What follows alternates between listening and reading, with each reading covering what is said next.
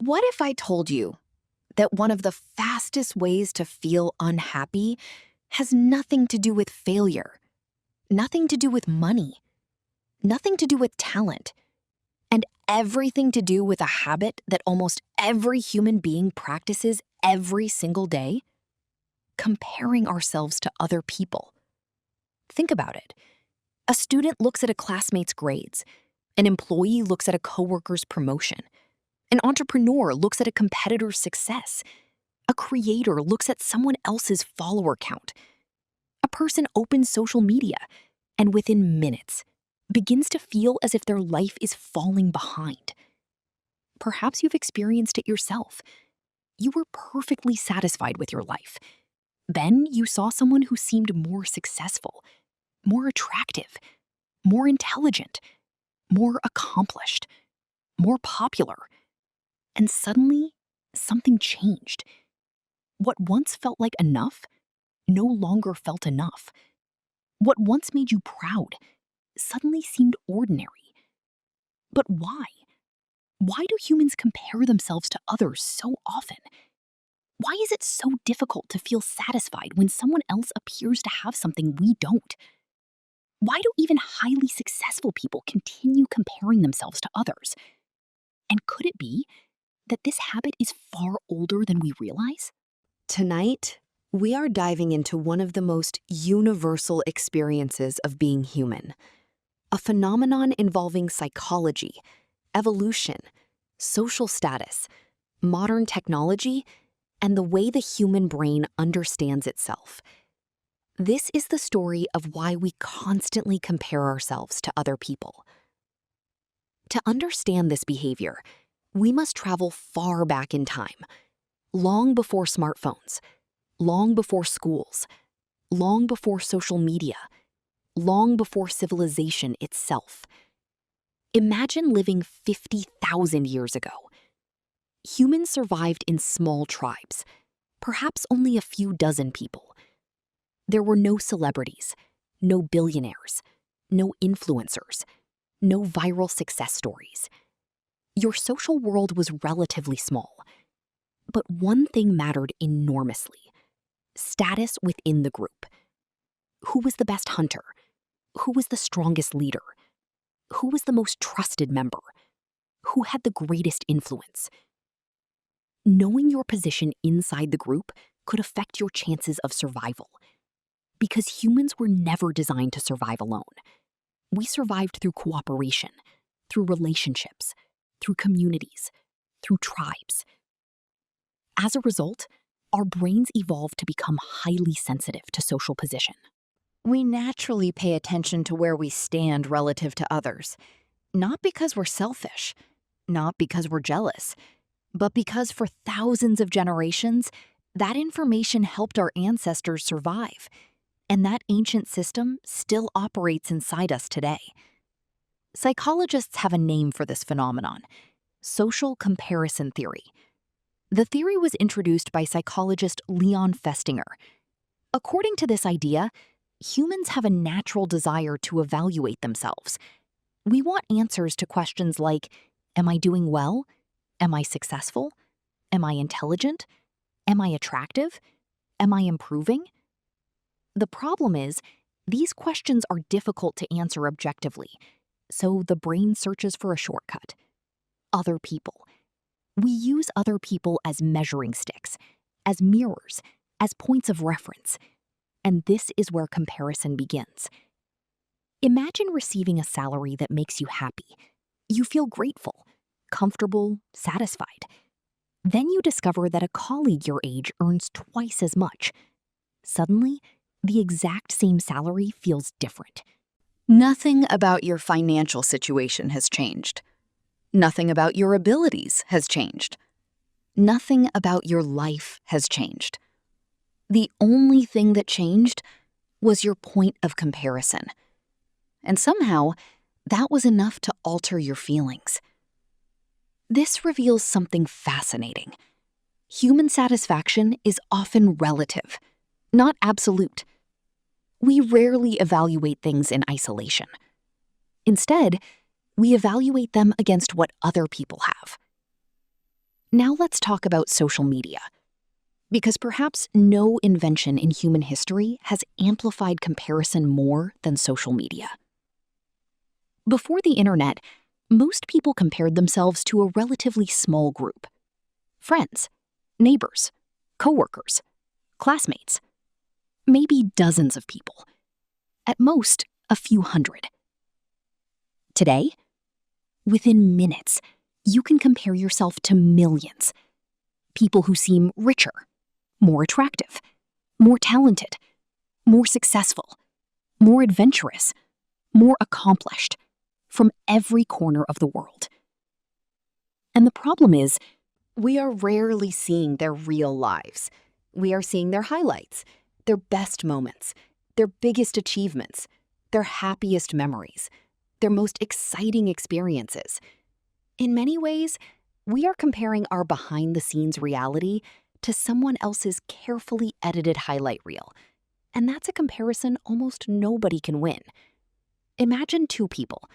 The first person is living a perfectly normal day.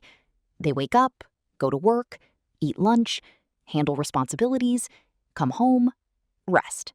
A completely ordinary day. The second person posts a photograph from an incredible vacation. A photo chosen from hundreds of pictures, edited carefully, selected intentionally, presented to the world. When the first person sees that image, their brain isn't comparing reality to reality. It's comparing everyday life to someone else's best moment. And that's one reason social media can create the illusion that everyone else is happier than we are. But comparison isn't always negative. In fact, sometimes it can be incredibly useful. Imagine an athlete watching someone perform at a higher level. They may feel inspired. A student sees a top performer. They become motivated to improve. An entrepreneur studies a successful business.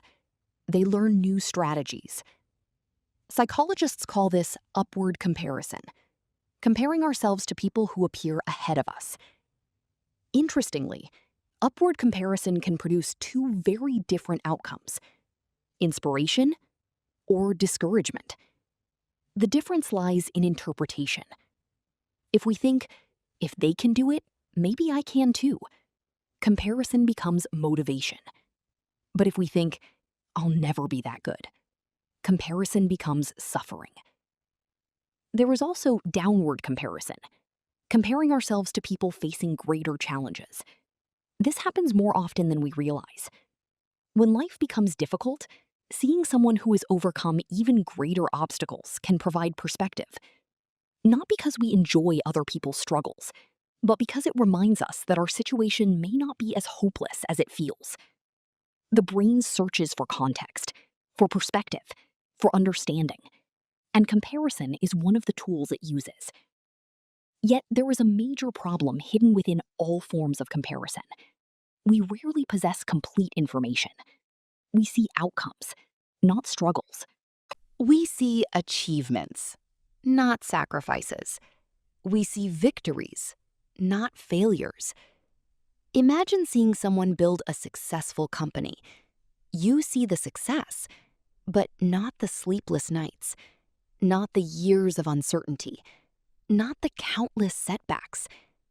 You see a creator with millions of followers, but not the thousands of hours spent creating content. You see someone who appears happy, but not the private battles they may be fighting. In other words, we often compare our deepest realities to the most visible parts of someone else's life, and that comparison is rarely accurate. There is another reason humans compare themselves so much. The brain craves certainty. It wants to know where we stand, whether we are progressing, whether we are succeeding, whether we belong. Comparison provides quick answers, even if those answers aren't always correct. The problem is that human worth cannot be measured like height or weight. There is no single number that determines a person's value. Yet the brain continues searching for one. Through income, popularity, status, appearance, achievements, and countless other indicators, But life is far more complicated than any scoreboard. Have you ever noticed that there is always someone ahead? No matter how successful a person becomes, someone else is more successful. No matter how wealthy someone becomes, someone else is wealthier. No matter how famous someone becomes, someone else is more famous. If happiness depends on being better than everyone else, almost nobody will ever find it. Because the race never truly ends. The finish line keeps moving. And this is why even people who achieve extraordinary success sometimes remain dissatisfied. They don't stop comparing. They simply find new people to compare themselves to. Perhaps the most important lesson hidden inside all of this is that every person is living a different story. We begin from different starting points. We face different obstacles. We receive different opportunities. We possess different strengths. We encounter different circumstances. Comparing two lives directly is often as strange as comparing a mountain to an ocean.